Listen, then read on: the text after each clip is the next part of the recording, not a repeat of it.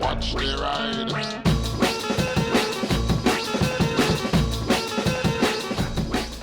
Hey everybody, so the DRZ saga continues. Let me explain to you why we're currently in this state. If you don't know what's going on, you probably should watch the previous couple of videos on this. I'll link those in the description.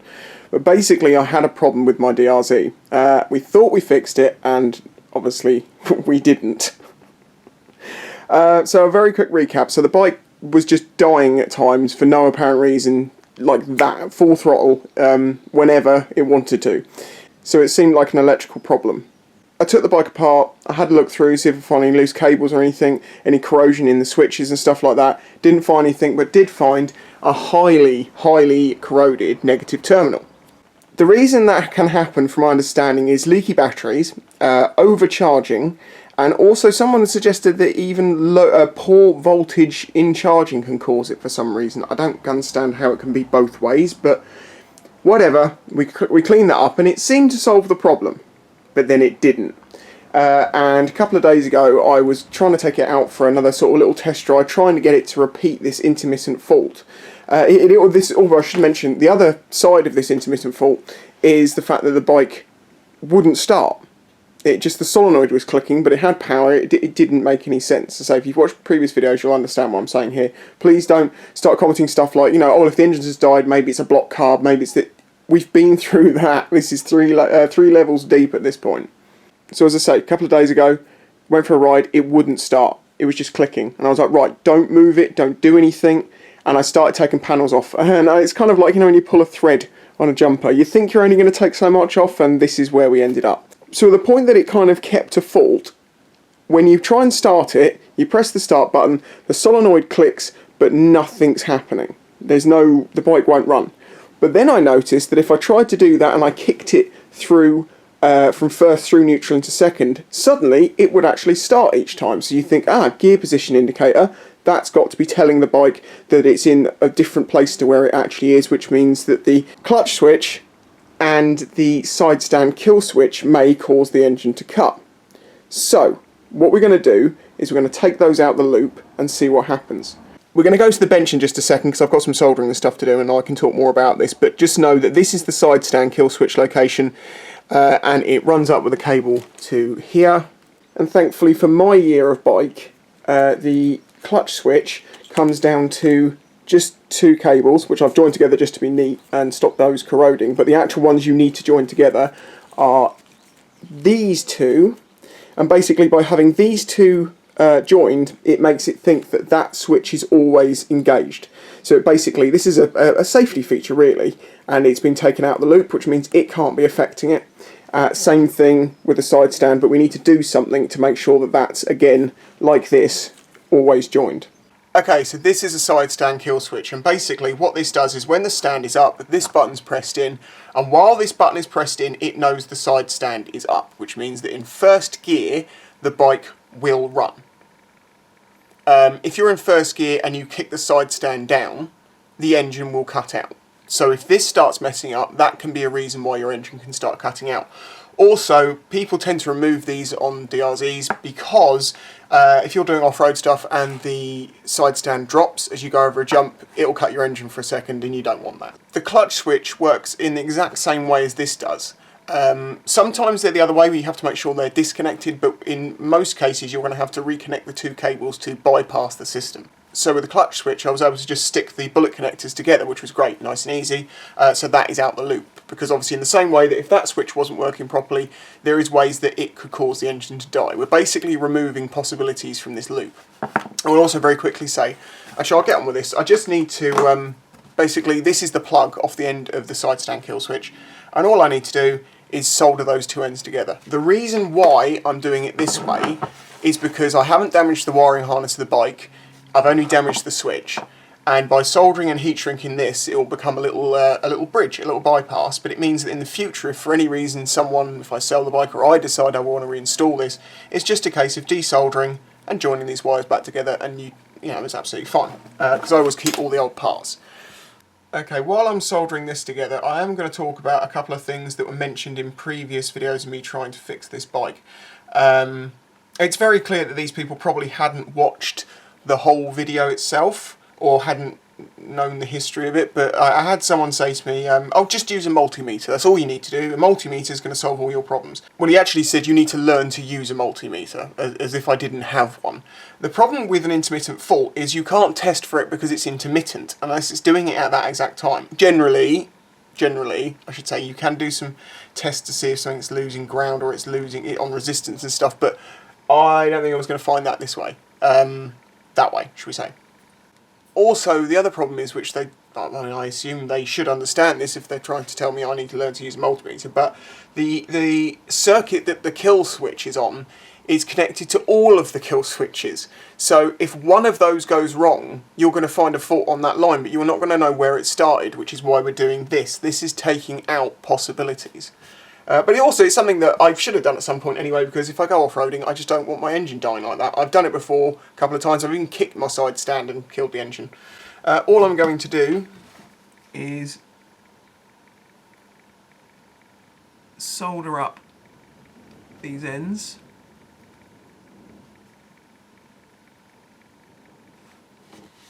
And then I'm going to put some heat shrink around it. I'm also going to be doing another mod in this video known as the free power mod. I could make a couple of videos out of what I'm doing today, but I'm not going to bother. I'm just going to do it as one video because it's sometimes nice to watch a longer video of someone just working on an issue. But it's also because I just want to get this done. I want to be able to ride my bike, and I've been delayed by stuff so many times. Right, I'm going to put some heat shrink. Basically, there's a thing you can do to the DRZ known as the free power mod, and what that basically is that the charging lead, which comes off the regulator rectifier, goes into the wiring loom, and it goes down the bike, up the bike, round the bike, all round the corner to the shops and back, and then goes to the battery, and in doing that you lose some voltage. So what you can do is a direct connection from the regulator rectifier bridging straight to the battery, so it charges straight onto the battery. That gains you a couple of volts. I don't think that's related to this issue, but it's just something I'm doing because I've got the side of the bike off. Here's a little trick. I've shrunk down the heat shrink, the wire actually ends about there, so then I can fold this piece over and put another piece of heat shrink over the top of this, and then shrink that down, and it just basically is going to seal it, or at least seal it best we can. So take the end, fold it over, stick over another piece of heat shrink, and just shrink that on. And this basically is how you would bypass pretty much any switch on a bike that you want to bypass. You can do it directly in the cables, obviously. Depending on what it is, you might be able to go a bit deeper and get rid of it all entirely. Some switches, as I say, you don't need to connect them back together. They can just be taken off and they won't affect it. But generally, you're going to need to bridge that connection so it thinks it's always on. So that is the side stand kill switch eliminated as a problem. Sorry about the poor lighting. I'm having to work inside because the weather is just atrocious and I can't wait any longer to do this. Anyway, we've got the connector, so we just pop that back in there, like that. So now that's going to live there. That is the side stand kill switch completely eliminated. So now the bike, as far as it knows, is the side stand is always up, and it thinks that the clutch is always pulled in. There's only times that matters, that like when you're trying to start the bike in first.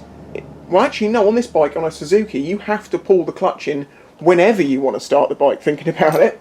Okay, the first thing I'm going to check is what's in the battery. I have actually charged this on a trickle charger just to make sure it's got power in it, and we're currently at 12.5 volts. That should be enough for the bike to try and crank over. As far as it knows, the side stand is up, and the clutch is pulled in, and we're in neutral, so when I hit the start button, this should start.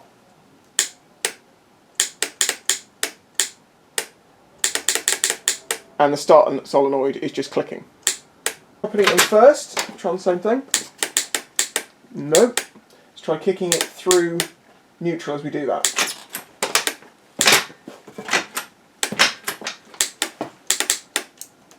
Okay, so now we're going to be thinking, well, the starter solenoid's not right, but it's clicking. Doesn't make a lot of sense. So let's see if we've got any power coming out the starter solenoid. The starter solenoid is basically just a mechanical switch. This is the trigger lead. I believe I can test that by removing it.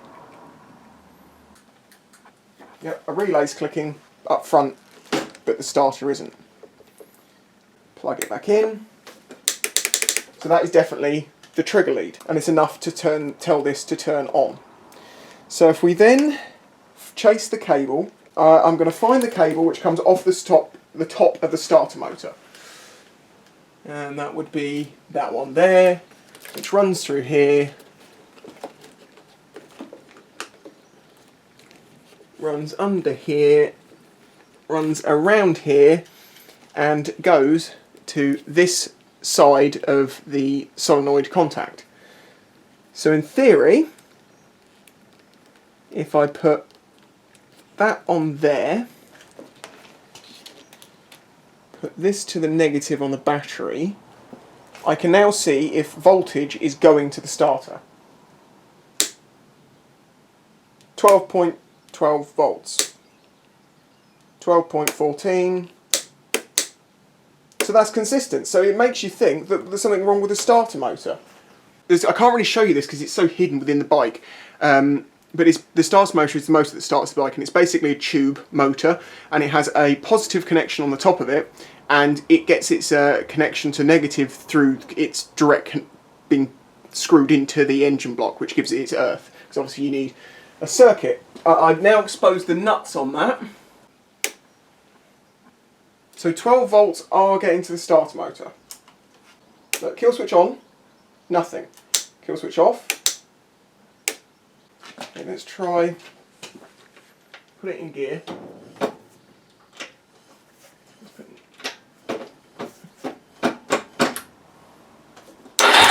Ah! So what I just did there was tap the wheel backwards and forwards to try and unjam the starter motor, because I'm wondering, it's done it again. Ah, see? Oh, I've got no fuel, so it's not going to start. But it is trying to crank over, and it's doing that by smacking the back wheel backwards and forwards. It's possible that the gear position indicator, if it was faulty, could cause the bike to stop running and refuse to start. But that would only be the case if you had a clutch switch and a side stand kill switch in line. With these two taken out, it's basically just a neutral light. It's not actually doing anything. It has no ability to cut the engine. So, really weak starter motor for some reason? I think what I'm going to do is I'm going to go back to the bench and we'll make up this cable. This is getting more and more bizarre by the moment. Anyway, well, let's do this mod.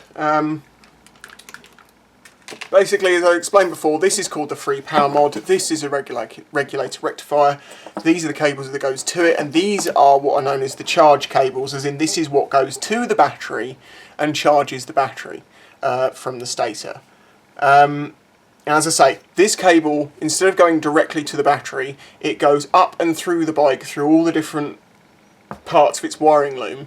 And what that means is that every connection, every place that there's a little bit of resistance, a bit of voltage drop, you lose it, so you don't get optimal charging to the battery.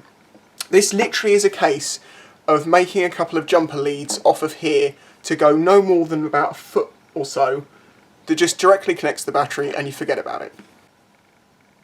Here actually. And again, keeping this plug means that we can, if something went wrong, we can just reattach this, or if not, we have it on hand. Okay, so there's a couple of things to mention here. This is quite thick gauge wire. I think I've actually bought slightly higher gauge wire here because they had either 17 amp or 27 amp wire in Halfords, unfortunately. And I've got a fuse holder because I need to put a fuse in line to help protect things. And the fuse I'm going to be running in here is advised to run in here is 20 amps. So if I use 17 amp wire and had a 20 amp fuse, the wire becomes my fuse. You see? So you start melting wires before you have a fuse pop. So that's why you want to make sure that your cable, in my understanding, this should be of a higher grade, a higher capability to take amperage than your the fuse that you have installed. So easy little fuse holder. One end of this is going to go directly to the battery and is going to have an eyelet on the end of it, and it wants to be as close to the battery as it can be. Positive side of my battery is closest to me, so I can snip off a bit of this out there, strip off the end. Thank you so much to the person who sent me these wire strippers. It really is a very handy thing to have. Actually, no, I don't want to twist those up because I want to make a connection between the other two. Right, now I need to see what I have connections-wise. I don't have any. It's raining and I'm going to the shop. Okay, we're returned from Lidl. £3.90 I think it was. Loads of connectors and stuff. Lidl do some great stuff. It's not all top quality, but when it comes to little things like electrical connectors, they're fine. We've got heat shrink and all the different bits that we need. They're the ones we need. Okay, so I've just trimmed down those leads. Get this crimp connector on as far as it will go. And then, handy as ever, crimp. But I'm not going to leave it at that because I don't actually trust crimp connectors because they can pull out. By soldering this, it will fill the gap with some solder. It should stick to the connector a little bit, and it will basically stop it being so easy to be pulled out.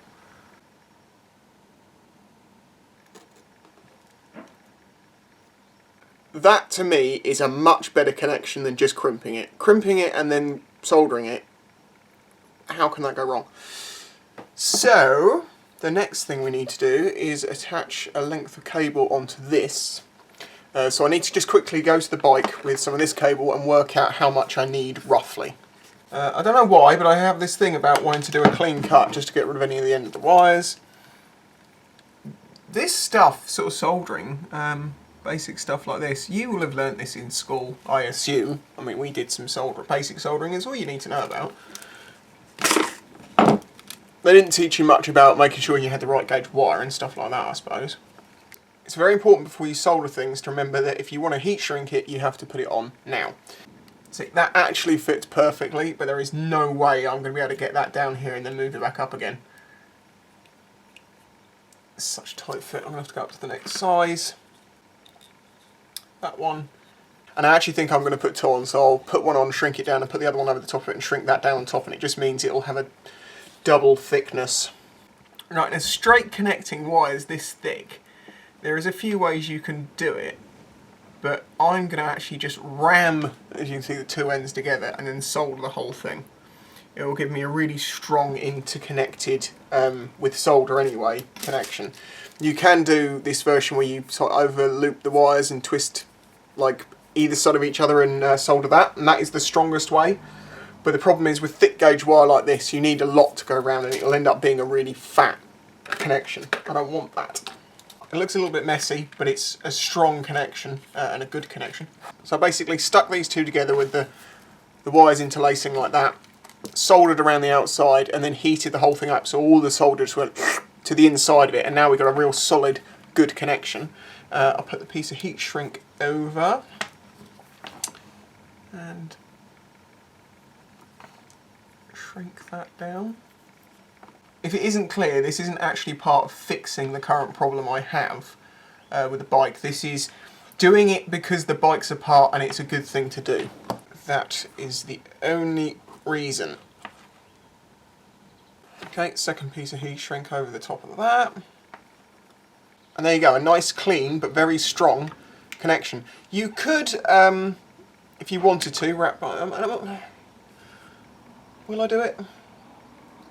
It won't be seen. I don't normally like using electrical tape to do stuff, but I will in this instance. I know it might be tempting to just use electrical tape for something like this, but don't, because the heat shrink gives you a lot of grip between the two wires as well, which really helps strengthen the bond.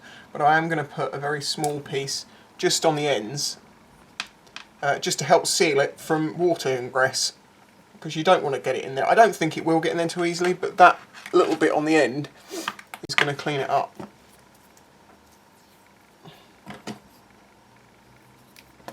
Oh!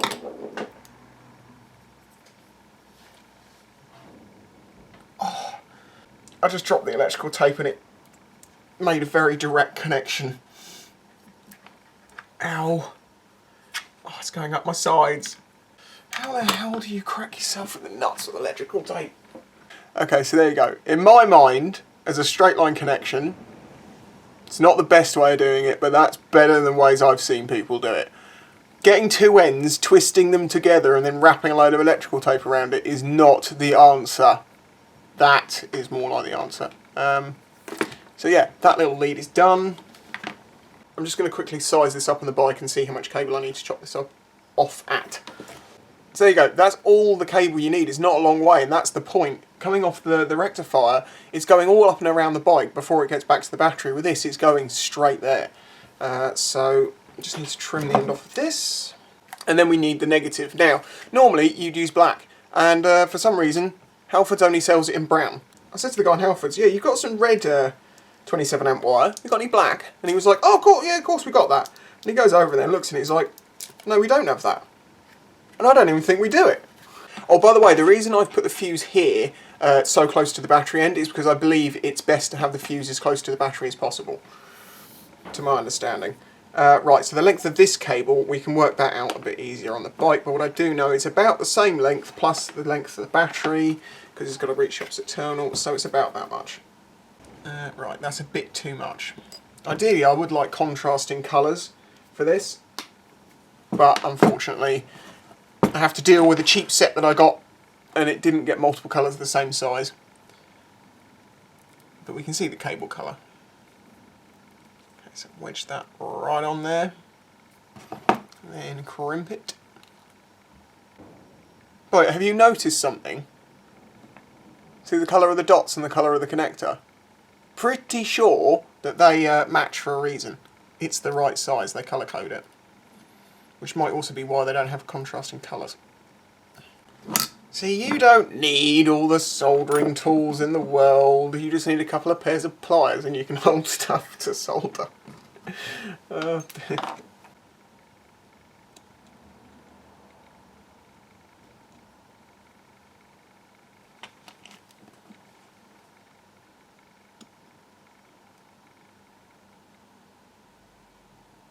Heat the cables up and it just soaks into the cables and connects nicely to the base. A bit difficult for you to see, it's very small.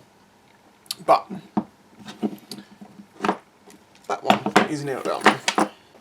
Okay, so now we need our regulator rectifier. Here it is. And we strip the cables. Guys, this cable off the rectifier is very slightly smaller. I'm going to put a smaller piece of heat shrink on that side, a larger piece on this side which will go over both, and then we're going to do the same kind of butt joint. Okay, over as far as we can. Oh nice, it goes over, but oh no, it's hot still, it's starting to shrink! That was a mistake! What a mistake! But it's okay, it's got over most of it, and we're going to put a big piece over the top of it anyway. There's a tip for you. Myself as well, wait for it to cool down before you stick the heat shrink on it. So where did the electrical tape off it? Scared a bit now. It hurt me. The idea of me doing videos like this is just so you can sort of see how I do things. I'm not saying I'm right, this is just the way that I've always done things, and if I do something that's not right, trust me, check the comments, it will be corrected. I get corrected on stuff that I do right. Unfortunately, people very often don't realise that you have to edit down a video quite a lot, and in doing that you can't explain every small detail as why you got to the reason you're doing something. But there is very much this sort of game of trying to, oh, I know more about this than you do, you know, blah blah blah. Just going to go and check the length of this before I solder on. If you're wondering, like, why aren't you using these crimp connectors? It's right there next to you. You could just use that because, as I've said, I don't trust crimp connectors, and you can't solder these when it's inside. So I'd rather do it this way. It's more laborious. It's overkill, probably. Okay, well there we go. We have a modified rectifier regulator that's going to give us the free power mod, and I just need a fuse to go in here now. Just a blade fuse, 20 amps. Goes in like that. Little rubber cap. And then we've got to stick it back on the bike. Okay, so we're on the side of the bike here. The regulator rectifier is just attached with 2 screws here that just go in. And then you have this connector here, and then the other connector we cut off comes up here, and I've actually just blanked that off with some tape. Just to make sure that, you know, dust and crap doesn't get in there. But now the wires run up here. You can see our new wires here run along. Ignore this one. This is my tender lead. which is why I have so many things going to, well, it's not so many things, I have two things going to my terminals. I have these, which are now the charge leads, and I have this one and this one, which go to my tender so I can charge the battery when this bike's not in use. But as you can see, this one comes around here. It's okay. I mean, I could have made that very slightly shorter, but I don't want to put too much of a tight turn in it. And once all the plastics are on, you won't see it. So although this one is a bit spaghetti junction-like, the rest of it is actually reasonably neat. Well, for the work you'll see on a DRZ generally anyway. So I'd now like to see what charge we're getting over the battery. So I'm going to have to quickly pop the tank back on, but I'll just place it on. Okay, I've placed the tank back on. Two things for DRZ owners you should know if you own one. When you take this tank off, you have to disconnect two hoses. One of them is the fuel one, which goes to your carb, and the second is a vacuum, which makes your petcoat work. If you don't put that on, it won't open the tap to run the bike unless you put it into prime, and then it will run freely. Anyway, let's see if we can get this started. Clicky, clicky, clicky! I think it's the start motor. It goddamn is.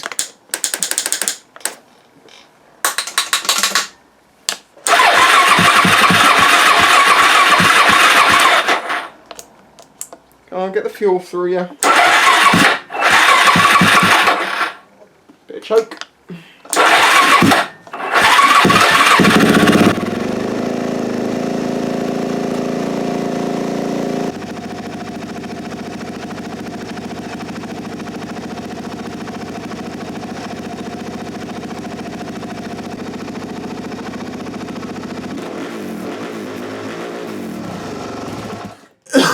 I'll probably die now. God damn, we have 14 volts of charging power. That is what to be expected. Basically, after you do it, you should expect to get about 14 volts. The gain that you get will depend on your wiring in your bike. It could be as little as 0.5 volt, or in some cases it could be like 2 volts. But that is working. And I now think I know exactly what's wrong with this bike.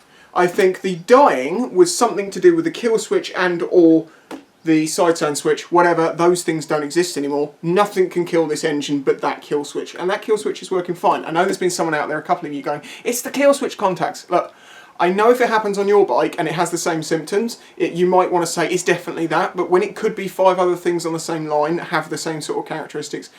And in one of the older videos when I was working on this, I checked that. It's all clean in there. Tapping the start motor is getting it going. So let me do some research a minute. Okay, so I looked online, and there is a video on YouTube called something along the lines of DRZ won't start click sound. And it's a common fault. And no one's mentioned this. No one I know's even mentioned this, but it's probably because it only happens to older DRZs. Basically, the not starting issue is the starter motor brushes. They've worn out. That's why tapping it gets it working. That's why clicking it through neutral and first was working, because it was just giving it a bit of a shunt. So, we did have 2 issues, because it not starting is, and I am 99% sure of this now, it is the starter motor bushes. I'm going to have to take the starter motor off, buy a new bushing plate and pop that in. They are available and they only cost about 15 quid. Why was it dying, I think, was a completely separate issue, probably to do with the side stand kill switch or possibly the clutch switch. But they don't exist anymore, so it's not a problem anymore. So I'm not actually going to be putting this bike back together just yet, because I'm going to speak to Wiimoto, because we worked together and you really liked the video I did and you'd like to help me out again, wouldn't you? And get that part, which I'm amazed they sell. They sell the starter motor and they sell just that part, which is amazing. It will require taking the starter motor off, which shouldn't be too difficult, hopefully. And I might have to take the exhaust off. So yeah, we are definitely nearly there.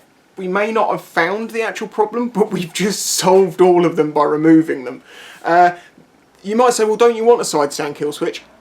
The only disadvantage of not having one is... I'm sorry, this is framed on my balls. Why am I not just doing this? The only advantage of having a side stand kill switch is that when it's in first and you try and start it, it won't start. That's also why you have the clutch switch on the clutch. Because this Suzuki make it so you have to pull the clutch in to start the bike no matter what. If you're in neutral or first. But the problem with that is that if you're off-roading and you are on a hill and you need to start the bike, sometimes you don't have a free hand to pull the clutch in and press the button. Now, it's on, I put it in first, even with the side stand down, it's going to try and start. And it's going to try and jump off its stand. I know that, my old 125 I had set up like this, so it's not a problem, but it's things you should be aware of, and if you've got a new rider going on it, you should let them know that too. So yeah, that is the free power mod for the DRZ. It's a very, very, very simple one, but do it right. That's my only thing I'd say about it. And yeah, I'm not going to put the bike back together because I'm going to get that part, get that started on that route, get those new bushes in, and I think Derek will be back to being absolutely tickety-boo, and I can get back to having some beefy fun. If you enjoyed this video, please consider supporting me through Patreon, like these people did. These people. You can also support me through the Spice 110 Metalworks. I've got clocks and things available at the moment. If you don't know, I make clocks and things out of motorcycle parts. Go to the links in the description, go and have a look, see what you think. And there's even a few people who support me directly through PayPal if you don't want to go down the Patreon route or getting a keychain or something. And even if you can't do anything like that, if you just subscribe to my channel and like the videos, maybe share them to help grow my channel, that's also very valuable to me. So basically, if you enjoy my stuff, please try and help me if you can, even if that is just liking the videos. Anyway, thanks for watching, and I'll catch you next time when we'll have that part. Hopefully it won't be long. I'm going to get straight onto the phone for Wiimoto now. Bye! If you enjoyed this video and the other content on the channel, please consider following the links in the description to show your support.